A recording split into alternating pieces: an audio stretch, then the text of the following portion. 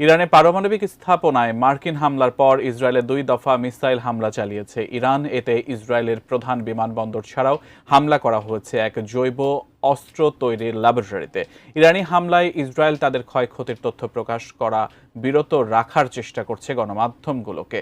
বিস্তারিত জানাচ্ছেন ইমতিয়াজ আলম।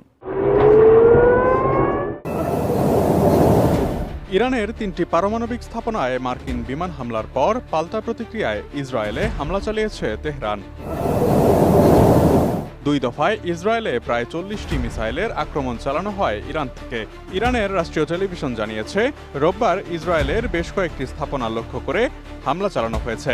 এর মধ্যে ইসরায়েলের বেন গুরিয়ন আন্তর্জাতিক বিমানবন্দর ছাড়াও লক্ষ্যবস্তুর মধ্যে রয়েছে সামরিক ঘাঁটি, কমান্ড ও কন্ট্রোল সেন্টার এবং একটি জৈব গবেষণা কেন্দ্র। প্রতিবেদন তৈরি হওয়া পর্যন্ত ইরানের 2 দফা মিসাইল হামলায় 86 জন ইসরায়েলি